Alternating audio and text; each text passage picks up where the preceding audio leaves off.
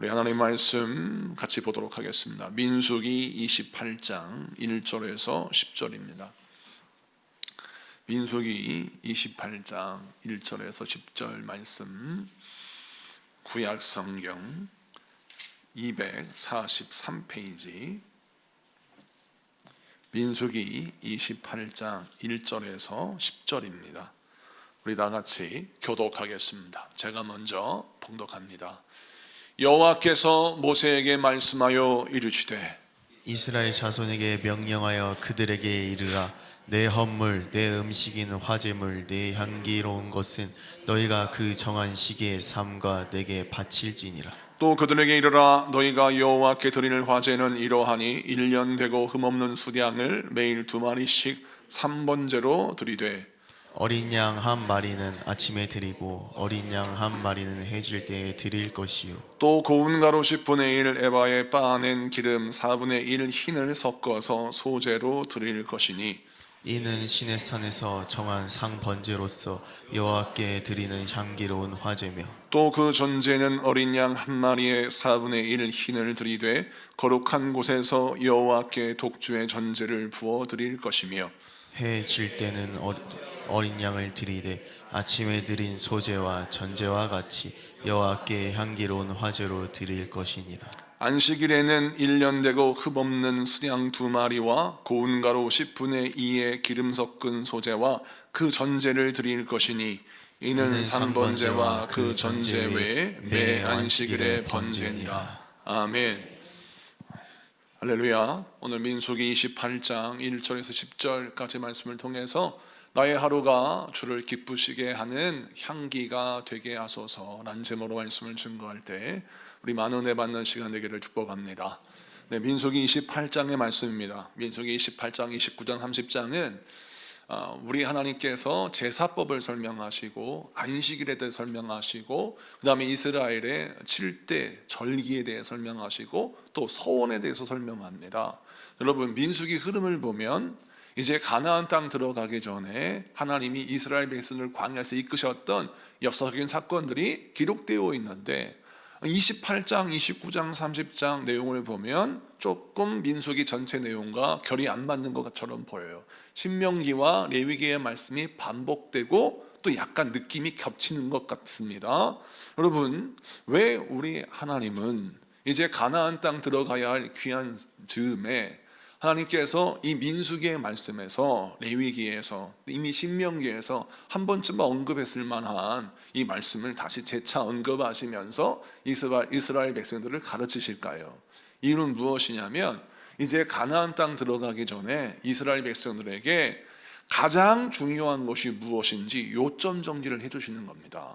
여러분, 시험을 보기 전에 가장 중요한 핵심적인 여러분 논리나 명제나 여러 가지 이론들을 잘 정리해서 이해하고 습득하고 시험을 치르면 좋은 성적을 거둘 수 있습니다. 그래서 항상 시험 보기 전에는 무엇을 봅니까? 핵심 정리하는 것만 딱 봐요. 그래서 우등생들은 핵심 정리한 걸 보고 공부를 처음 해본 사람들은 문제집 이만큼 가져와서 아무거나 보는 겁니다. 그런데 그런 건 도움이 안 되는 거예요. 시험 전날에는 이제 시험이 임박했을 때에는 가장 중요한 핵심들을 다시 체크하고 그것들을 넘어가는 것이 그냥 중요한 것이겠죠. 이스라엘 백성들도 마찬가지입니다. 이제 가나안 땅 들어가야 되는데 이 가나안 땅 들어갔을 때 주의할 점이 있어요. 가나안 땅을 차지하는 것은 내 야망을 충족시키는 성취의 결과가 아니에요. 하나님의 나라를 세우는 일에 우리가 참여하는 것입니다. 우리 하나님께서 왜 가나안 땅을 정복하고 그 땅을 하나님 나라 되게 하셨을까요? 이 세상 모든 만물은 하나님이 창조하셨습니다. 그 창조하신 세계 속에 인간이 살고 있어요. 사실은 이 땅의 주인은 하나님이십니다. 전 우주의 주인도 하나님이십니다.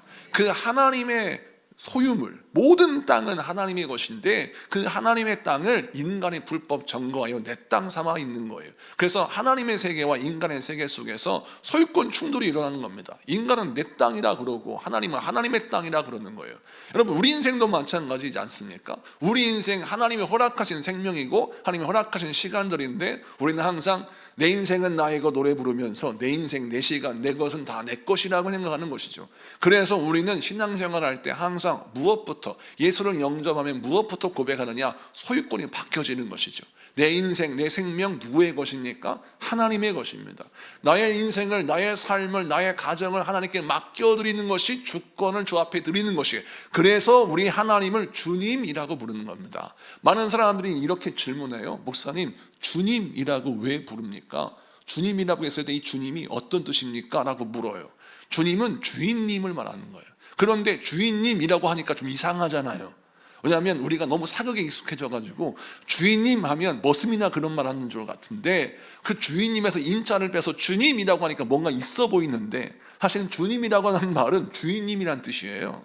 그러니까 우리 하나님을, 우리 예수님을 주님이라고 고백하는 것은 무엇을 전제로 하는 것입니까? 하나님은 나의 모든 것의 주인 되십니다 라고 하는 고백인 것이죠. 영적 기도도 마찬가지입니다. 영적 기도에 중요한 요소들이 있는데, 내가 죄인임을 고백하는 것이고, 두 번째는 예수님이 나의 인생의 주인이시오, 하나님이 나의 아버지이심을 고백하는 것이 중요합니다. 그리고 예수님의 십자가로 말미암아 내가 죄 사함 받았다는 것을 인정하는 거죠. 그래서 성적 기도할 때 항상 3대 요소가 필요한 거예요. 죄인을 고백하는 것, 하나님이 나의 주인 되심을 고백하는 것, 예수님의 십자가로 말미암아 내가 죄가 다 사하였다는 것을 믿는다는 것. 이것이 굉장히 중요한 3대 요소 중에 하나예요. 자, 그것처럼 우리는 신앙생활할 때 항상 하나님을 나의 주인으로 고백하는 게 중요해요. 자, 가나안 땅을 점령하는 것, 이것은 당연 어떤 땅 따먹기 전쟁하는 것이 아니라, 무슨 삼국지에 나오는 땅을 차지하는 그런 전쟁이 아니라, 이 가나안 땅 정복 전쟁은 원래의 주인에게 이 땅을 돌려드리는 겁니다. 자, 가나안 땅을 하나님의 샘플로 딱 만들어 놓으시고, 이 가나안 땅을 하나님의 땅으로 만들기 원해요.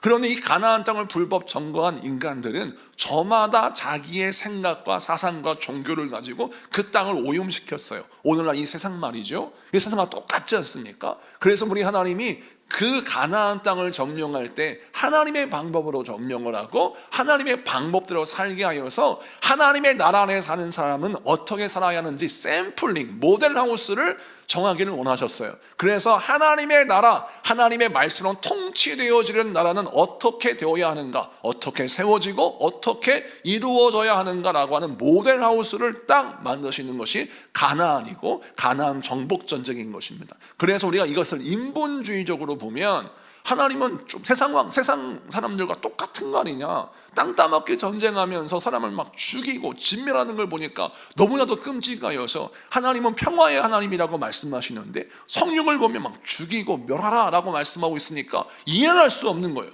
왜냐하면 이건 인본주의 생각하면 그래요. 그러나 신본주의적인 생각, 창세기적인 사고방식과 세계관을 보면 이 땅, 이 온 우주는 하나님의 나라인데, 하나님이 달라 했을 때 그냥 줍니까? 여러분, 하나님이 그 땅을 내 것이니까 달라 했어요. 그냥 줘요? 이 좋은 예가 어디 나왔어요? 포도원의 비유 속에 나와요. 자, 포도원의 주인이 포도원을 농부들에게 소출로 줬어요. 이걸 가지고 소작을 해가지고 너희가 농사해서 열매를 거두고 얼마나 나에게 달라. 그랬는데 한 해가 지났는데 소출을 안 가져오는 거예요. 주인이 이상하다, 이 왜 이러지? 여러 번 사람을 보냈어요. 그랬더니 이번에는 막 종을 때려 죽이는 겁니다. 왜냐하면 소작농들이, 아니 이거 농사 짓다 보니까 이 땅 내 땅 만들고 싶은 거예요.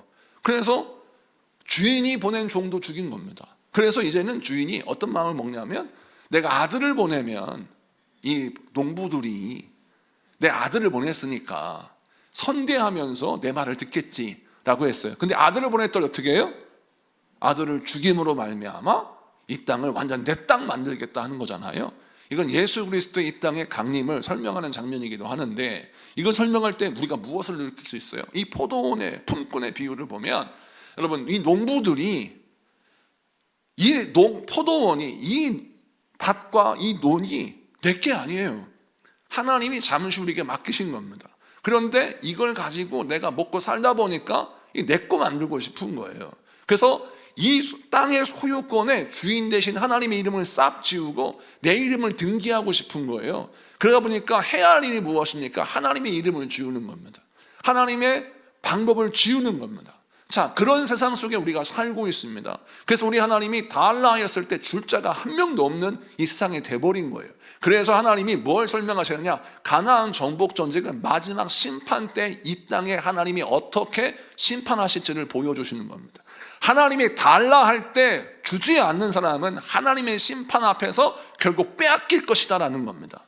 여러분, 이것이 바로 마지막 하나님의 심판, 최후의 심판을 설명하는 장면이죠. 진멸도 마찬가지입니다. 여러분, 최후의 심판이 오면 이 땅에 마지막 종말이 올 때, 마지막 종말이 올 때는 착한 사람, 조금 선한 사람, 노인분들은 노약자니까, 임산부는, 어린아이는 다들 노약자니까 사로 빠지고, 종말이 임할 때 누가 봐도 못된 사람만 종말을 맞이할까요? 그렇지 않습니다. 종말의 때는 아무리 평생을 선하게 살았다 할지라도, 또 노약자라 할지라도, 누가 봐도 아름다운 외모를 갖고 누가 봐도 귀여운 어린아이 같은 사람이라 할지라도 마지막 종말의 때가 되면 결국 심판대 앞에 설 수밖에 없다라는 것입니다. 그래서 하나님이 이 가나안 정복 전쟁을 통해서 피비린내 나는 잔혹한 전쟁 역사가 아니라, 마지막 요한계시록을 보면 하나님의 재림이, 예수님의 재림이 이 땅에 오실 때, 마지막 최후 심판이 임하여 이 땅에 종말이 임할 때, 그때는 회개하지 않으면, 돌이키지 않으면 결국 노약자나 아무리 세상에서 선한 일을 했다 할지라도 지옥 심판을 면할 수 없다라고 하는 것을 보여주는 예고편이 여호수아서에 등장하는 가나안 땅 정복 전쟁인 거예요. 자, 그래서 민수기에서 무엇을 강조합니까? 가나안 정복 전쟁을 착각하지 말라는 거예요.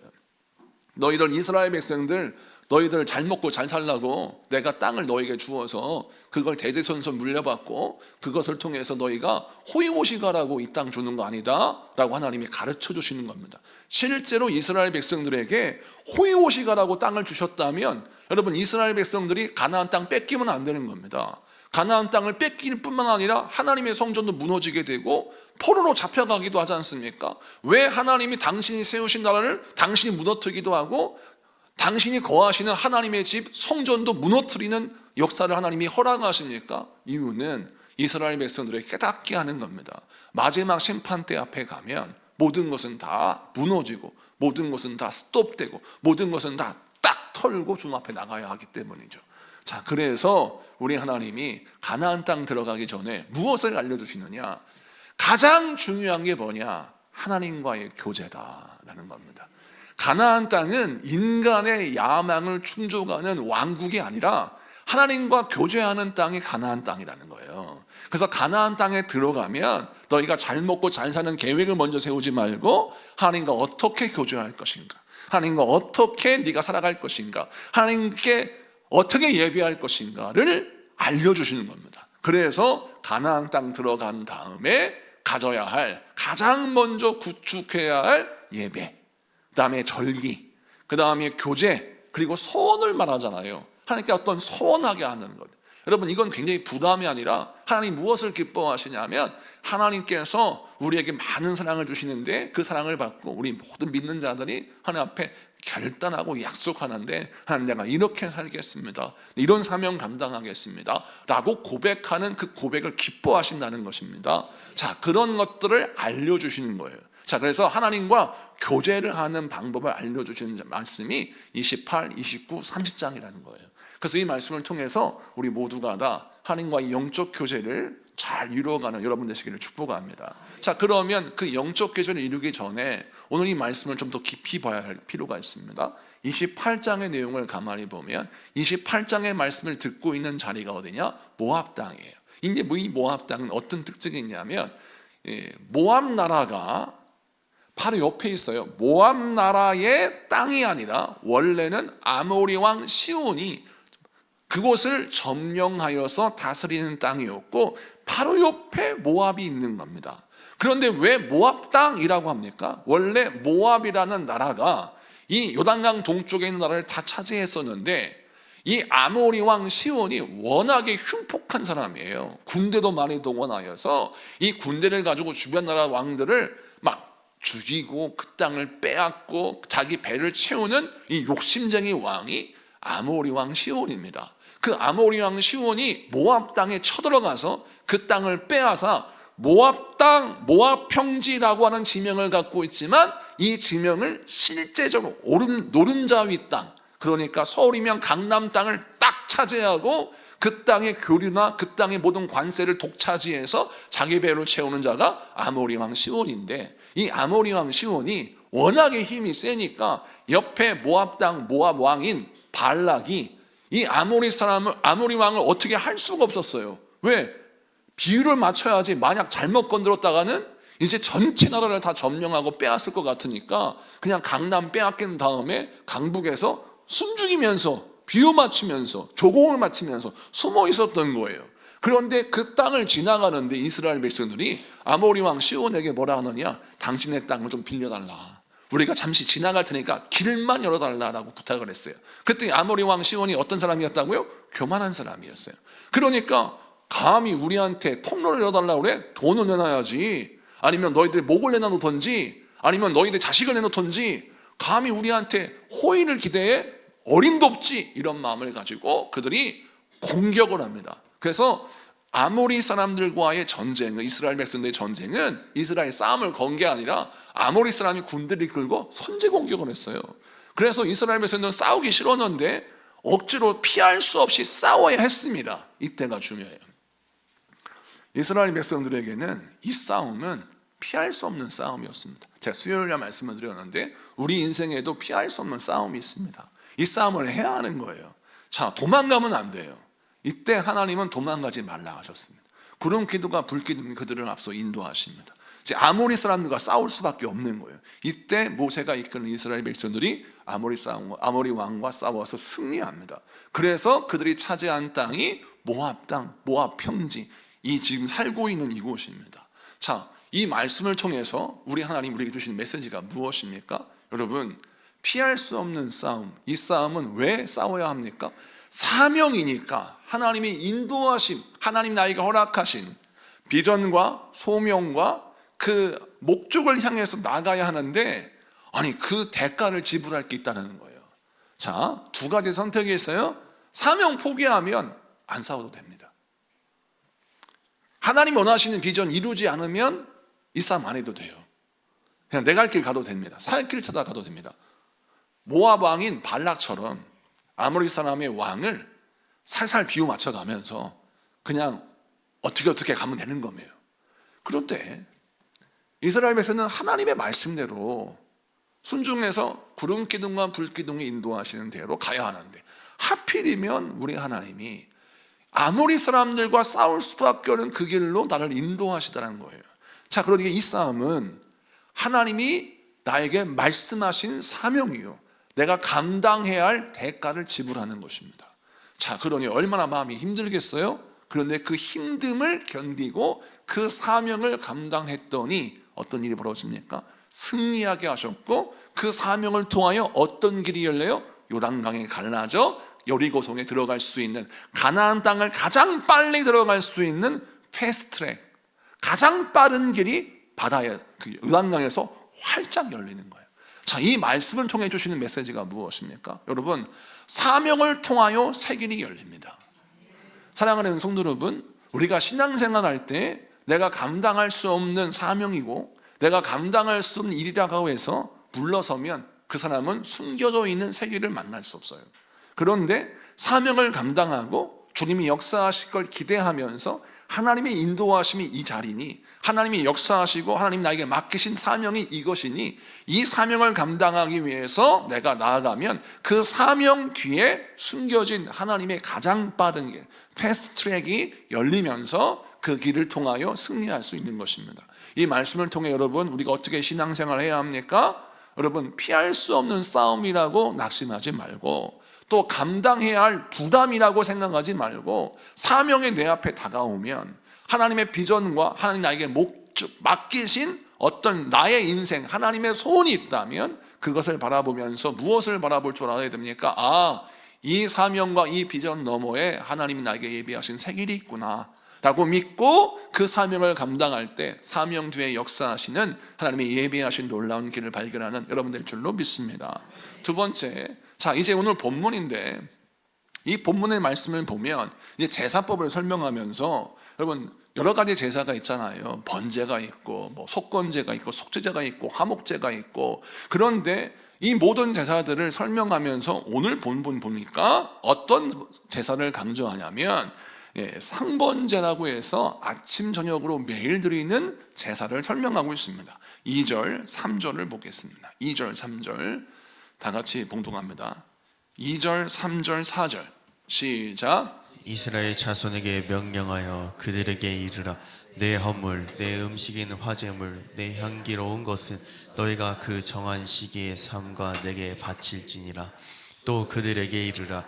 너희가 여호와께 드릴 화제는 이러하니 1년 되고 흠없는 수량을 매일 2마리씩 상번제로 드리되 어린 양 1마리는 아침에 드리고 어린 양 1마리는 해질 때에 드릴 것이요. 아멘. 오늘 말씀 보니까 우리 하나님께서 이스라엘 백성들에게 이스라엘의 5대 제사는 이런 것이다, 이스라엘의 이런 제사는 이런 것이다 라고 제사법을 복잡하게 설명하지 않고 첫머리에 이스라엘 백성들에게 핵심 정리를 하면서 모든 레위기의 제사법이 있지만 그 제사법을 설명하시기 전에 가장 먼저 설명하는 것 중에 하나가 상번제라는 겁니다. 매일같이 하루에 2번, 아침에 1번, 저녁에 1번 이렇게 제사를 드림으로 하나님과 교제하는 예배를 설명하는 거예요. 왜 하나님은 이 상번제를 가장 먼저 요점 정리해 주시면서 설명하실까요? 이유는 무엇이냐? 우리 하나님은 알파와 오메가 되신 분이시기 때문입니다. 처음과 나중 되신 분. 처음과 나중 되신 분은 무엇입니까? 모든 것의 시작은 하나님으로부터. 할렐루야. 모든 것의 마지막도 하나님으로 말미암아. 여러분 믿으십니까? 이거를 가르쳐 주시기 위함입니다. 너희가 모든 것을 시작할 때 하나님과 함께 시작하면 가능하다. 할렐루야. 또 모든 것을 마무리 지을 때 결과를 하나님께 맡겨야 하는데 결과를 하나님께 맡기기 위해서 항상 기억해야 할 것, 내가 모든 것을 감당하고 내가 모든 것을 이루지만 항상 기억해야 될 것, 모든 것의 열매를 맺게 하시는 분은 하나님이시더라는 거예요. 그래서 하나님께 마지막으로 하루의 마지막 시간을 나눌 때 예배하라 라는 겁니다. 그럼 이 상번제 중심적인 축, 그 생각이 무엇입니까? 메시지가 무엇입니까? 처음과 나중을 하나님께 내어 맡기고 시작할 때도 하나님께, 마칠 때도 하나님께 기도로 마쳐라 라는 것입니다. 그래서 우리 기독교에서는 새벽 예배가 있는 이유는 무엇이냐? 하루의 시작을 주님과 함께 동행하는 것입니다. 그리고 우리가 저녁에 예배는 없지만 우리가 가정에서, 우리가 여러분 옛날 미국의 영화를 보거나 드라마를 보면 옛날 50년, 60년대 청교도 가정의 어떤 모습을 보면 침대에 걸터 앉아서 엄마랑 아빠랑 자녀가 기도하는 모습을 보이지 않습니까? 이게 청교도의 전통인데, 이 정말 미국도요 여러분 지금이야 자유주의가 판치는 그런 나라가 되었지만 그래도 그 가운데 신실한 청교도적인 신앙을 가진, 보수적인 신앙을 가진 그리스도인, 신실한 그리스도인이 많은데 그런 가족은 지금도 처음 시작도 기도로, 마치는 시간도 기도로, 그래서 침대 앞에 같이 기도하여서 하루를 기도로 마치는 경우가 굉장히 많습니다. 그 전통이 왜 나옵니까? 상번제의 의미라는 거예요. 시작도 하나님과 더불어, 마치는 것도 하나님과 더불어.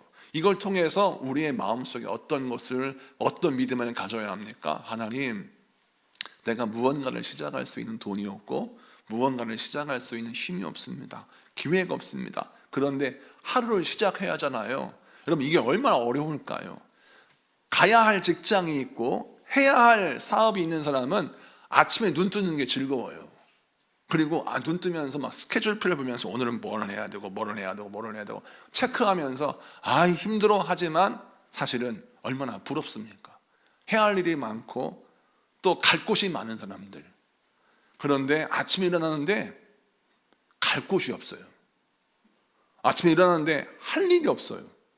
그러면 두렵습니다. 두려움이 밀려와요. 제가 그걸 너무나 잘 알고 있어요. 저도 개척을 해보니까 아침에 눈을 뜨는 게 때로는 두려워요. 우선 예배당에 딱 가면 교인이 한 명도 없어요. 새벽에.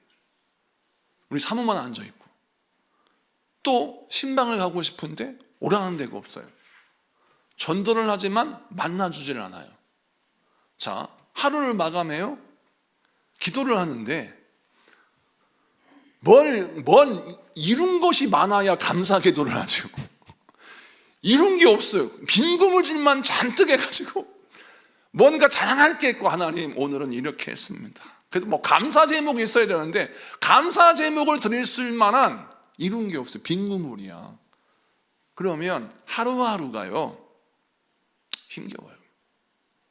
오늘 이 자리에 예배하는 여러분도 이런 경험 해보지 않습니까? 아침에 눈뜨기가 두려워요. 어떻게 내가 감당할까? 하루가 졌는데 내가 뭔가를 이루었어야 보람이나 있지. 하루 종일 열심히는 했는데 계산을 해보니까 본전식이에요. 아니, 손해를 봤어요. 이렇게 마이너스만 나오면 어떻게 할까? 이 장사를 접어야 되나? 이 일을 그만둬야 되나? 마음속에 두려움이 가득 찹니다. 하루의 시작과 끝을 하나님과 함께 하지 않으면 두려움에 사로잡혀 하루하루 눈 뜨는 게 두려워요. 공부는 어떻습니까? 학생들 요즘 얼마나 공부를 열심히 하는 줄 아십니까?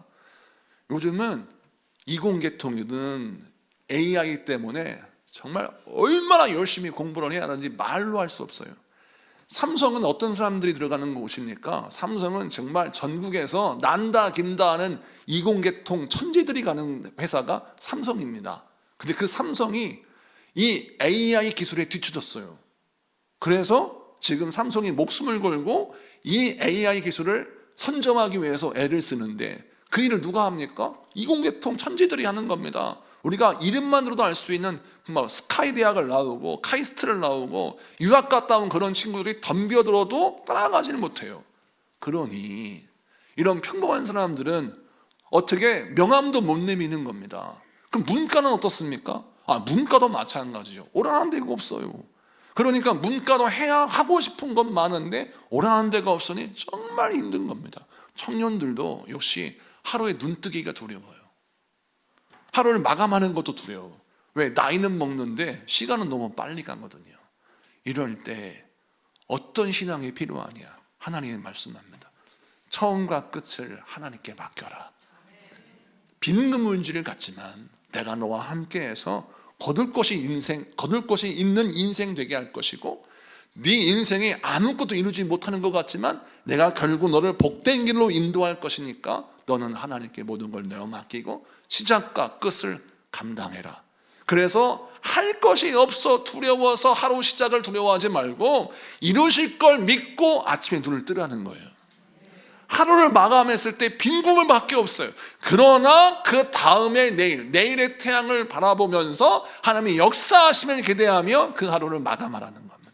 이렇게 하루를 살아가다 보면 하나님이 결국 여러분의 인생을 통해서 이루고자 하시는 놀라운 뜻이 이루어진다는 겁니다. 이것이 바로 하나님의 땅 가나안에 사는 삶의 방식이라는 거예요. 이스라엘 백성들이 가나안 땅 갔을 때 그냥 누워서 입만 벌리고 있으면 하나님이 그 입에다가 먹을 것을 하나씩 넣어주는 그런 땅이 아니에요. 가나안 땅은 하나님의 말씀대로 사는 땅인데, 그럼 하나님의 말씀대로 살아서 복을 얻는 땅은 어떤 땅이에요? 시작과 끝을 주님과 동행하여 빈 그물이 랄지라도 빈 수레라 할지라도 하나님께 맡기고 하루를 시작하고 하나님께 맡기고 오늘 하루를 마감하고 내일을 꿈꾸는 그런 삶이 하나님의 기뻐하신 삶이라는 거예요. 이 상번제의 의미를 통하여 여러분의 하루를 재해석하고 여러분 낙심하지 말고 주님 바라보시는 여러분에게 축복합니다. 세 번째 말씀을 좀 보면 오늘 읽은 본문에 보니까 우리 하나님께서 번제를 설명하실 때 화제를 강조하시면서 계속해서 당신께서 기뻐하시는 것은 향기로운 향기다, 제물이 태워지는 향기다라고 설명합니다. 화제라고 하는 뜻은 무슨 뜻이냐면 불에 태워서 드리는 제사를 화제라고 하는 겁니다. 그러니까 제사의 종류를 설명하는 거죠. 근데 우리 하나님께서 제사의 종류를 설명하시면서 특별히 첫머리에 불로 태우는 제사, 이 제사를 강조하시면서 불로 제물을 태울 때의 중요한 포인트, 강조점이 어디에 있는지를 설명하시는 장면이 오늘 성경 말씀에 등장해요. 2절 6절, 8절 세 개 절을 같이 한번 보도록 하겠습니다. 2절 말씀 다 같이 있습니다. 시작. 이스라엘 자손에게 명령하여 그들에게 이르라.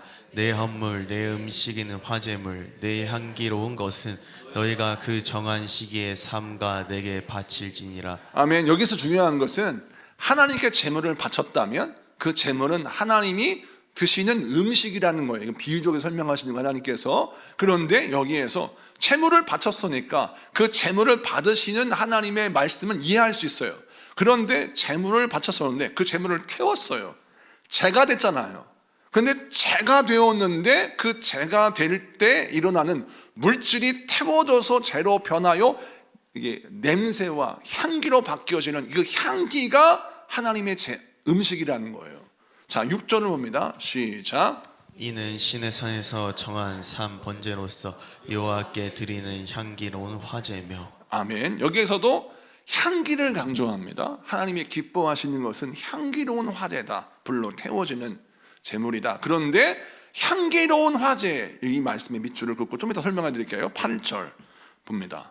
8절 시작. 해 질 때에는 두 번째 어린 양을 드리되 아침에 드린 소제와 전제와 같이 여호와께 향기로운 화제로 드릴 것이니라. 아멘. 여기에서도 여호와께 화제로 드릴 것이니라 라고 하면 자연스러운데 향기로운 화제로 드릴 것이다 라고 말씀하니까 약간 퀘스천인 거예요. 왜 그러냐면 여러분, 짐승을 태우면 향기가 납니까? 악취가 납니까? 악취가 납니다. 짐승을 태우는데 어찌하여 향기가 나올까요? 검은 연기가 나올 것이고 악취가 날 것입니다. 그런데 여러분, 왜 하나님은 악취가 나는 화제라고 하지 아니하시고 향기로운 화제를 내가 좋아한다. 향기로운 화제를 내가 좋아한다.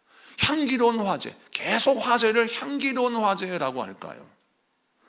자, 이것을 여러분, 이스라엘의 현지에서 요 말씀은 구약의 말씀이기 때문에 모세 오경을 유대인들이 연구를 해요. 이스라엘 현지에서 공부하고 박사학위를 받은 분들이 많은 책들을 썼는데 그 연구 서적을 읽어보면 여기에서 여러 가지 힌트가 나와 있어요. 그게 무엇이냐면, 자, 재물을 태울 때 당연히 악취가 나죠. 악취가 나는데 그 악취를, 그 태워지는 그 매캐한 그 냄새를 하나님이 향기라고 말씀하세요. 여러분, 이 재물이 뭔가를 잘 봐야 돼요. 이 재물은 단순히 이방신에게 바쳐지는 어떤 노잣돈이나 어떤 재물, 그런 게 아니라 처음에 이스라엘 백성이 재물을 드릴 때 어떻게 드리냐면 양을 한 마리 데리고 와요. 양을 한 마리 데리고 와서 머리에 내가 안수를 합니다. 제사장이 안수하는 거예요. 내가 안수해요. 재물에다가 머리에 안수하고 내 죄를 전가시킵니다. 그 순간 이 양은 내가 되는 거예요. 내 죄를 짊어진 양, 그 양이 태워져요. 태워지면서 죽어서 태워지는 그 과정 속에서 내 죄가 소멸되는 겁니다. 자, 그럼 이 과정을 주님께서 기뻐하신다는 거예요. 내가 볼 때는 지독한 냄새요, 매캐한 냄새인데 우리 주님 보실 때는 기뻐하시는 향기라는 거예요. 왜 기뻐하실까요? 죄가 태워졌기 때문에, 죄가 소멸됐기 때문에. 그래서 재물을 드린 자는 어떻게? 해방을 받았으니까, 자유함을 얻었으니까, 구원을 얻었으니까 주님이 기뻐하신다는 겁니다. 자, 그렇다면 이 향기로운 화제의 중요한 포인트가 바로 무엇입니까? 우리 주님은 무엇을 원하시느냐? 여러분을 심판하시는 걸 원하시는 게 아니라 여러분이 죄사함 받고 구원받는 걸 정말 기뻐하신다는 거예요. 내가 기뻐하는 향기로운 화제라는 건 뭐냐면 너희의 죄가 다 소멸되어서 깨끗이 씻김받게 되어서 구원받는다면 내가 그것을 기뻐한다는 거예요. 근데 죄가 태워지는 과정에 좋은 냄새가 날 수 있을까요? 지독한 냄새가 나죠. 우리의 죄가, 여러분, 향기로운 죄가 어디 있어요? 다 악취가 나고 더러운 냄새가 나죠. 인간이 볼 때는 더러운 냄새예요. 죄가 막 태워지니까요. 그래서 우리가 인생 살 때 우리 많은 사람들이 모여서 신앙생활 하지 않습니까? 그리고 우리 세상에서 우리가 살아갈 때 보면 뭐 교회나 세상이나 똑같은데 사람이 만나면 몸에 나는 냄새 말고요, 말에서 나는 냄새가 있어요. 말에서 내가 정말 상처받는 말을 들을 수밖에 없고, 내가 정말 힘든 고통을 겪을 수밖에 없는 무례한 말을 듣기도 해요. 그러면 그 말에서 악취가 나요. 그 말에서 더러운 냄새가 나요. 근데 우리는 아우 더러워, 아우 싫어 라고 외면하는데, 주님은요 이것까지 다 태워서 향기로운 화제를 원하신다. 이건 뭐냐면, 여러분 더러운 걸, 내가 쌓아둔 거를 다 소멸해야 되는데, 내 자신이 제물이 되어 소멸해야 되는데, 아무리 태워도 잊혀지지 않는 상처받은 말이 있어요. 아무리 태워도 해결되지 않는 상처의 사건들이 있습니다. 견고한 찐처럼 지워지지를 않아요. 이제 좀 해결되었다 싶은데 해결이 안 돼. 이제 좀 잊혀졌겠다 싶은데 잊혀지지가 않아요. 그냥 꽉 박혀서 뽑히지 않는 막 녹슨 모처럼 내 마음에 꽉 박혀가지고 이 녹슨 못이요 빠지지를 않는 거예요. 태워줘도 주님이 기뻐하신 향기로운 제사는 뭐냐면, 향기는 뭐냐면 이것까지 다 태워버리라는 거예요. 그 과정 속에 어때요? 내 속이 썩지요. 속이 썩어요. 우리 성도님들을 볼 때마다 여러분 어떤 마음이 있어요? 제가 참 우리 성도님들 상담하면 보면 속이 썩어 들어가는 일들을 많이 겪습니다. 가정에서, 직장에서, 또 사업장에서, 또 교회에서 속이 썩어 들어가는 경우들을 경험하게 돼요. 왜? 그냥 내가 내 하고 싶은 대로 하면 썩을 필요가 없어요. 그런데 그리스도 안에서 내가 살아야 되기 때문에 나를 죽이는 게 차라리 나으니까, 하나님께 영광 돌리기 위해서 나를 죽이는 게 차라리 나으니까 내가 썩어져 가는 거예요. 그러면 내 안에서 속이 썩어 들어가니까 악취가 나는 것 같잖아요. 그런데 주님은 그것을 기뻐하시는 향기래요. 네가 죽어가는 그 향기, 너를 죽이고 너를 썩히며 네가 소멸해가는 그 향기인 것 같지만 그 냄새가 악취가 아니라 내가 기뻐하는 향기라는 거예요. 그래서 고린도후서 2장 15절 말씀 보면, 우리는 구원받은 자나 망하는 자나 모든 사람 앞에서, 하나님 앞에서 그리스도의 향기라 라고 말씀합니다. 여러분, 구원받는 사람 앞에서는 그리스도의 향기라고 이해할 수 있는데, 망하는 자 앞에서 왜 우리가 그리스도의 향기일까요? 이는 무엇이냐면, 우리는 사실은 내가 용서하고 사랑하고 하나님의 뜻을 따라서 살아가기 위해서 내가 썩어져 가고, 내가 때로는 정말 괴롭고 힘든 과정을 겪는데, 그런 과정 속에서 우리 주님이 내 마음 비록 가슴 아파하고 힘들지만 주님이 그것을 보시면서 내가 기뻐하는 향기다 라고 말씀하시면서, 구원받는 자에게는 이렇게 신앙생활해라, 내 딸을 봐라, 내 아들을 봐라, 그 힘들고 어려운 상황 속에서 그 상처를 부둥켜 안고도 그리스도를 위하여 저렇게 사는데 내가 기뻐하는 향기다 라고 말씀하시는 거고, 또 죄인들에게는, 망하는 자들에게는 우리 하나님이 그 향기를 왜 향기라고 합니까? 너희가 이 향기를 한번 맡아봐라. 이거는 부끄러운 냄새가 아니라 너희가 구원받아야 할 향기다라는 거예요. 그래서 우리 주님께서 사도 바울을 통하여 고린도후서 2장 15절에 우리는 그리스도의 향기인데 구원받는 자에게나 망하는 자에게나 모두에게나 그리스도의 향기라는 거예요. 그러므로 여러분 신앙생활할 때 여러분의 마음을 하나님이 아신다는 겁니다. 여러분이 주의 이름을 위하여 마음이 썩어져 가는 걸 아세요. 여러분이 주의 이름을 위해서 양보하는 걸 아십니다. 그래요. 세상 같았으면 일찌감치 화 한 번 내고, 세상 같았으면 일찌감치 하여튼 두 판, 사판 싸웠습니다. 그런데 그리스도의 이름으로 내 아내를 용서하고, 그리스도의 이름으로 내 남편을 용서하고, 그리스도의 이름으로 형제만을 용서하고 사랑하면서 여러분 신앙생활 하면서 나를 죽여가잖아요. 주님이 여러분이 태워주는 그 냄새를 맡으시면서 내가 기뻐하는 향기라 라고 말씀하는 겁니다. 그래서 2절, 6절 또 8절에 향기로운 화제라고 말씀하시며 우리에게 말씀하는 겁니다. 말씀을 마치고 정리합니다. 여러분, 여러분의 사명은 무엇입니까?